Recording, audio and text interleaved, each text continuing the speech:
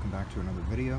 Today we'll be tackling the valve cover gasket on this 2002 Saab 9.3 SE. This is similar for all Saab 4 cylinders, but especially these 2 liters, so we'll kind of go over this process. Now you'll notice, you'll know that the valve cover gasket needs replaced if you see kind of oil seeping from right around the perimeter there, and you might also see some oil leaking through this kind of like drain port, which is kind of hard to see, but it's down in this area, kind of just above the left of that coolant pipe. There's a little weep hole that if any oil starts leaking from the inner gasket, it will leak out there. You can also see we have a little bit of oil around this area. Now this one does have the vacuum pump here, so it doesn't have that like cam plug, so we'll see what's going on with that. That's a little bit different for me this time around, but anyway. Also, there's 4 bolts here. These are T30s that all come out, and then you can lift up the ignition cassette, which is easier with 2 hands. But with that up and out of the way, I usually just kind of roll these over here. Okay, and by the way, I'll just take a moment to realize that this is a genuine Saab, proper cassette with that SEM tag. If it doesn't have the SEM tag, it's not original. You don't want to run it. We'll also kind of take a look here. We don't have any splits or cracks. This isn't super great right there, so I don't know what's going on. We may want to get a new one on this kind of soon, but that's alright. I've got spares in the garage. Okay, also you'll notice here on the inside we do have a little bit of oil leaking down this, right in this valley right here too. So basically along the perimeter we have, I believe it's T45. I'm sorry, T40, yeah, all the T40 bolts right here, Torx bolts, so we'll pull all those out. There should be a bolt here, but that's missing, so we'll go ahead and just kind of loosen up this tubing right here and get that out of the way. So we've got the bolt here, the banjo bolt, which we'll loosen up, and then we'll pull that out of the rubber up here.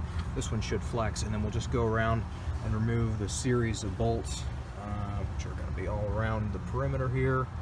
2, 3 on this side, and then 1, 2, 3, 4, 5 in the center there. So we'll pull all those up. This will be, I think, a little bit of a fun one. You can see that they've got some silicone here, so there will probably be a little bit of scraping to do. So we'll do that, and we'll also kind of see what the top end of this engine looks like and see what it's see how it's been doing. All right, I'm going to go ahead and pull those bolts out, and we'll pick it up in a minute. All right, so I have those series of bolts removed. You'll just want to pull this PCV assembly apart, this T. You can either pull it out of the valve cover, or you can pull this rubber off. Just be a little careful. This stuff is stiff. This really should all be replaced on a car of this age. It's kind of wearing out there, but just pull that out of the way. I did disconnect this hard pipe right back here and loosen the banjo bolt. This other plastic one should kind of pry out of the way. You can always remove this little clip here, and then we should get a little bit more play with it there. But basically at this point, it should be ready to come free. You could probably pry if you had to, but for something like this, if you just give it a good yank, you should be able to kind of get it to loosen up. And again, we've got all this silicone on here, so this is going to be a fun one. The other challenge is I was just driving this car, so it's all nice and warm, which is always nice. Best to do this on a cooler engine, but anyway, so with this out of the way, let's see if we can grab here. I'm going to go grab some gloves and get this. Alright, so we'll go ahead and we should be able to just kind of lift everything up out of the way here. In hindsight, maybe I should have moved these pipes out of the way. I think I might just go ahead and do that. That might make my job a little bit easier. But if you had 2 hands, you'd probably be okay with it. I don't want to wreck something here. Let me put the camera down and I'll move this a little bit and we'll get it out. Alright, that was simple enough. I just moved the metal pipe out of the way, and here we have everything kind of opened up. So just kind of starting here. The timing chain looks pretty tight. That's pretty good. I'm kind of impressed with that. So that's nice. I'm not seeing anything that looks terrible down inside, so that's good. And again, like, I've said it 100 times, and I'll say it again, but I'm not a mechanic. I'm not going to look at this and be like, oh, well, this motor's pooched, it's got X, Y, Z. All I'm saying is, we're just doing the valve cover gasket here. I'm not seeing anything here that looks hideous. I'm not seeing a bunch of dirt. This looks, fairly clean up here. Not too much wear on like the cam lobes or anything. It looks, pretty decent. This car definitely could use an oil change pretty soon, but I kind of wanted to do this and get any of this crap out of here first. So somebody had silicone all around the edges of the old one, so that is going to take a little bit of time. We will need to kind of clean that up preferably with like a plastic scraper. You want to be as delicate as you can. You also want to be careful, and stuff like this is really bad right here. You don't want any of this old silicone getting down in, so try to clean up as much as you can gently, and then we'll just kind of clean that up with a rag or maybe even some Scotch-Brite. Just be very gentle and get both mating surfaces clean. Again, look at this here. The silicone is just, I mean, that's not good. So we'll get that out of there. This center gasket can come up out of the way, and you can feel this one is this one's done. That's definitely not working. You can see there was already oil kind of right on the edges there. So we'll go ahead and clean this up, and I will actually be replacing the spark plugs throughout this or during this job, but that'll be a separate video. So all right, next thing we'll do is, like I said, just kind of scrape that up.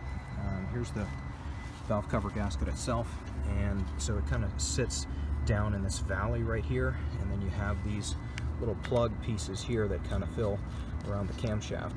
You will need a little bit of silicone eventually to kind of hold this in place when you seat it, but for now we'll just go ahead and pull this out. You can put that aside, and we'll set this over some rags or at the workbench and just kind of scrape all this up and get it clean and free of oil. This is a little crusty right down there. I'll see if I can clean that up a little bit, just make sure none of it's loose. I'm not going for perfection here, but clean that up a bit. Alright, so I've got everything as cleaned up as I can get it here, and we've got the new gaskets kind of in place. So you'll use the holes for the bolts as kind of like a centering point, and what you'll want to do is just kind of go around and get the gasket set in place, and then you'll have these two kind of larger areas there on the side with the timing chain, and then you'll just have the one on the side with the other side of the engine basically. So we'll get all that kind of in place and just make sure everything looks good. And the one thing that you will need is, there was silicone all over that old gasket, and we will need to put a little bit on this one. You want to put a dab kind of in each corner of these, and then also a few dabs along the way, just to kind of hold everything in place, because again, that's not really going to stay there, and then you have to flip this upside down to get it in proper, to the engine there. Also, we have this inner gasket here, and one side has this, one side has the bolt hole in it, and then the other side doesn't. It's just flat, so you can also kind of get that lined up too.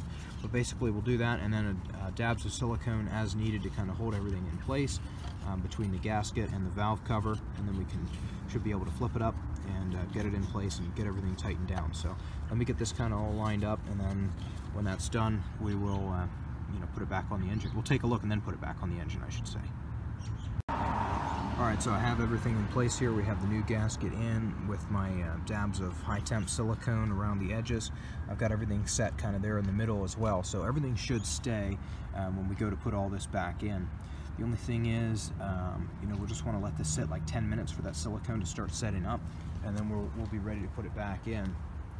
Going over here though, what we'll want to do is take this silicone and just kind of put a little bead right along the edge here, about kind of about like what I've got right there going. So do that, and then you should be able to just kind of lift everything into place and snug it down. I'll get everything in place, and before we tighten it, we'll take a look.